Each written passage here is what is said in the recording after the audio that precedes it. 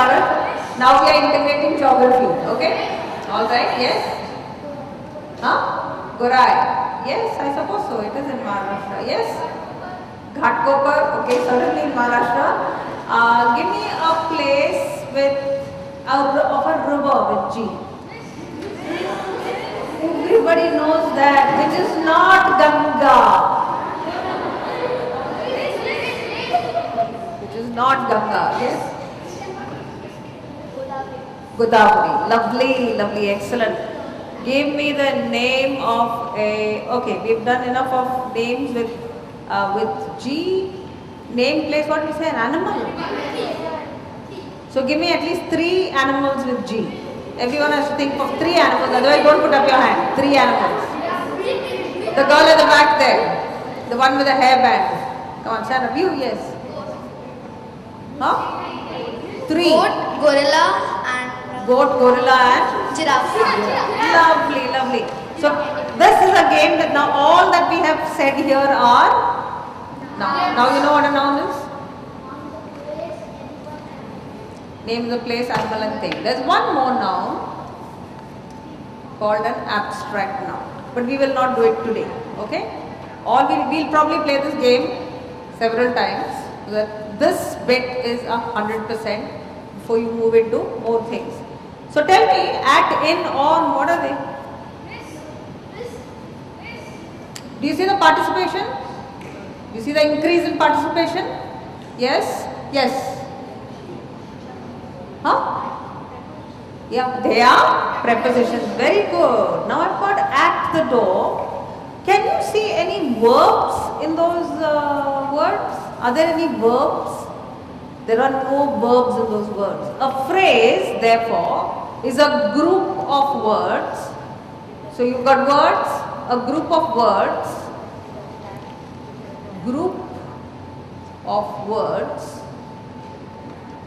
without a verb. You must remember this, without a verb. If there's a verb in it, it will not be a phrase. If there's a verb in that group of words, it will not be a phrase. It will be what we call a clause. Okay? Now I will say this and leave it. I don't want children to master it at this point, the clause, but I will introduce it. I'll say, because I've said without a verb, I'm basically going to tell you that if there is a verb in it, suppose if I say stood at the door, then stood is a verb, right? Danced at the door, sang at the door, they're all verbs. Therefore, that will not be a phrase anymore then. It will be called a clause. Brilliant. In my house, give me a verb that will turn it into a clause. Now it's a phrase, there's no verb in it. Change it into a clause. Yes? Huh? Sit in my house. Lovely, excellent. Just give me a verb. Don't give me a sentence. I just want a verb. Like she said, sit in my house. Yes, the girl next to her. Come to my house. Lovely. Huh? She is sitting in my house. Well done. Yes. Huh? Teach in my house. Yes. Huh? I can't hear you. Dance in my house? No worries. I'll come and dance. What do you want? Kathak, Bharatnatyam, what? Yes? Go on. Yep. She stood near my house. Stood near my house. Lovely. So do you see, if you add a verb, it will become a clause. Super. Do I have more time? You want me to continue? Yes? Are you guys tired? Sure. Did you enjoy this class? Yes. Did you learn a lot? Yes. Okay, all right. Now we are not going to get beyond that. We are just going to do phrases. We'll do phrases and clauses for 100 days. Remember, it's not meant to be done in one day and thrown out. It's meant to be done over like this over and over again. They'll simply get better and better. Like on the 25th day, if I ask them, everyone knows what a phrase is, everyone knows what a clause is, then I'm done. You won't have anything to teach after that. That's the way it goes.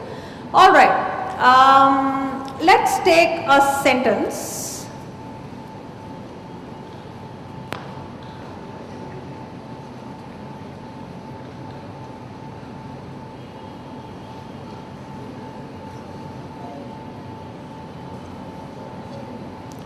The man stood at the door. Okay? Can you see the man? Can you see the man in your head? Do you know what he looks like? So shall we do something so that all of us can see what he looks like? What should we do? Huh? So loudly. No, not open the door. I want to see what that man is. I can't see that man properly now. Just the man stood at the door means what? I don't know what the man looks like. I want to know what the man looks like. What should I do? Yes. Huh? So come on, describe. Tell me what he looks like. Yes? Fair. The fair man stood at the door. What about your man? Is he fair? Or is he not fair? Give me another one. You can all have your own men standing at the door. Let's see whose man is the best. I want a description of the man, otherwise I can't see the man. Her man I know is fair. He is not dark. What's your man like? So the long-haired man, you can't say the man has long hair. You can, but the long-haired man, you can use a compound word. Two words joined together, compound. Yes. The bespectacled man. I just want one adjective. I don't want the whole thing.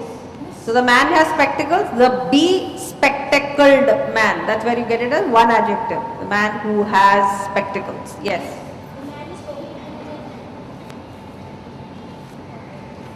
The dash man. What will you put in the blank? For what you said. The intelligent man. Just one word. Yes. Huh? Tall is already gone. Handsome man. Now these are all baby words. They are really boring. Handsome, tall, intelligent, clever. Grade 3 will do this. Why should I come to grade 7 and hear such words? I want some amazing word for this man. Who is going to give it to me? The clumsy man. I like it. Yes. Huh? The spectacular man. I love it. The perfect man. The businessman. Huh? The man with French beard. The man with a French beard. Now with a French beard, what is it? What is with a French beard? It's a group of words. Is it a phrase or a clause? It's a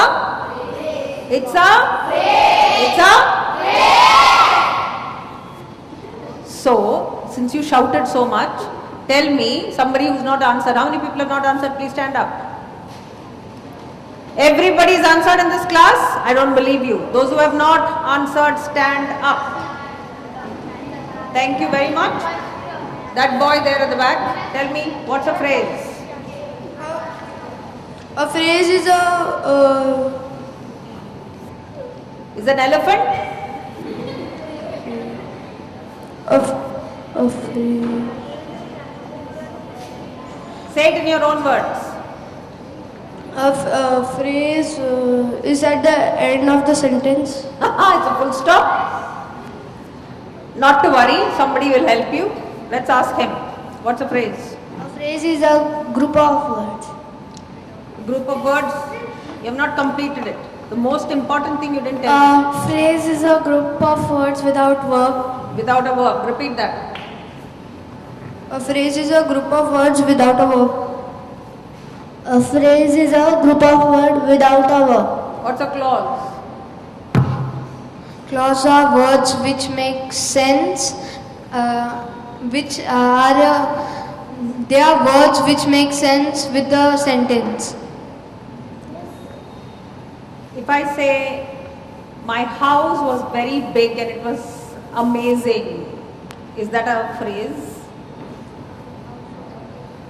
Is that where's the clause in that? Never mind. Let's just stick to phrase. Tell me what a phrase is. Phrase is a group of words without a verb. Without a verb. Lovely. What this class will tell me very clearly is that they are not ready for a clause. So if you run a risk of children not being able to understand something, there's no need to abandon the entire exercise. What you need to do is to make notes. Okay, that's where they are. Because there's tomorrow and day after and the day after that and the day after that. There's plenty of days to do this. You don't have to spend half an hour doing this. You just need to spend 5 minutes doing this because you've got plenty of time. Because I'm demonstrating, I'm doing it for half an hour. Yes, come on. Give me another phrase starting with off. Give me a phrase starting. Anyone starting with off? A phrase? Off. Like we've got off late. Can you give me off? Can you give me with a phrase with? Beginning with, beginning with. What are the prepositions? Tell me all the prepositions that you know. On. Can you give me a phrase with on? That's an easy one. On the table, on the floor, on the chair, in, what about in? In the classroom, then in my house, in the cupboard, lovely. Another one? Another preposition? No?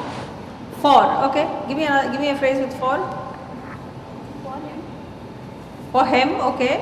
Some more. 2 chota words you want to get out. For him. Go on, give me more.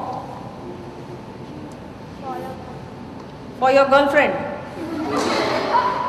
Ooh, girlfriend. She said the girlfriend word. Okay, tell me. For a girl, okay, lovely. Then,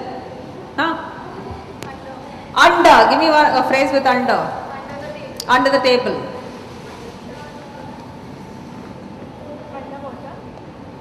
Underwater, okay, yes. Into what? Lovely. See, you are already getting your phrases. Give yourselves a clap. Sit down. Under the table, give me describe the table. I can't see the table. Under the table. A lovely big word. I don't want under the big table, under the wooden table. Those are all blah words meant for 3rd standard. Give me a 7th standard word. We don't say under the luxury table. What would we say? I know what you're trying to say and I like the idea, but tell me what? Under the antique table? Tables can be antique. You know what antique is? Yeah, antique is an old, beautifully done up table. Okay, table might be a hard one. What else did you give me? You gave me something with for, did you? For, no, someone else gave me something very nice. In the cupboard, what kind of cupboard? Let's see the cupboard. So you always think like this. When you write your essays, you think, let me see the cupboard, let me see the table, let's see the man, let's see the house. It's a big house. Instead of big, what can I use? Give me another word. I don't like the word big, it's banned for 7th standard. Yes. Luxurious house, very good. Gigantic house. Can't say big giant house. Gigantic house. For big, what are the other words? Big words for big. Yes. Huge. Large. Awesome.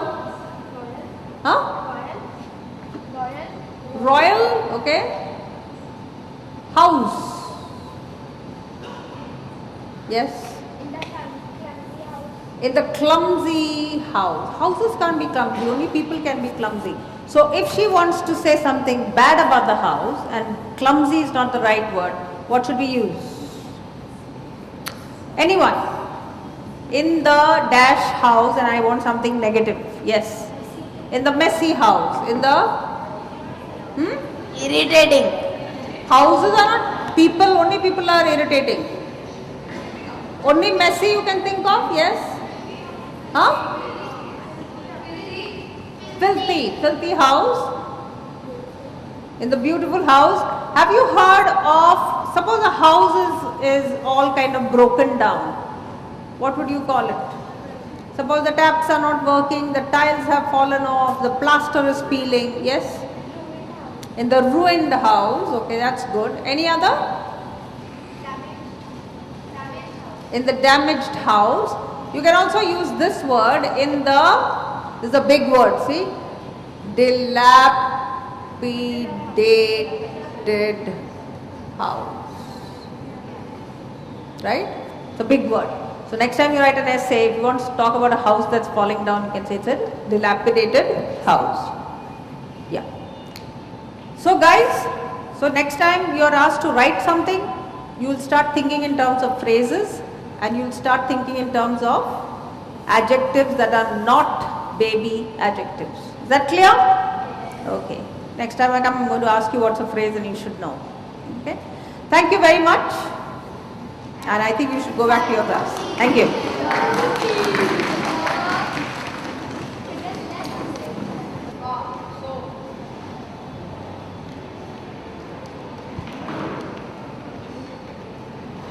Immediate feedback, yes. Amazing. Actually, you don't have to ask anyone when you run a class. Your class will tell you if it was amazing or boring, right? Did you see their participation move from where they were all? Now if it's my class, it would be a different story because I know all of them. They know me. They are strangers right now. I'm doing a class with total strangers. That won't be the case when you go to your class. All of your children know you thoroughly and you know everyone by name, and that makes a big difference. You also know which children need help. Now if you ask me in this class who needs help, I can pick out for you.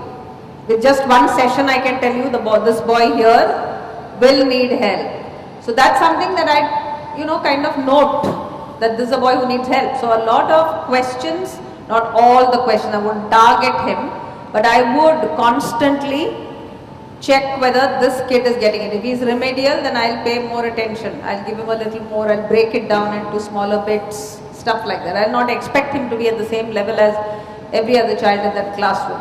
So that differentiation I must respect about children in my mind when I look at a class.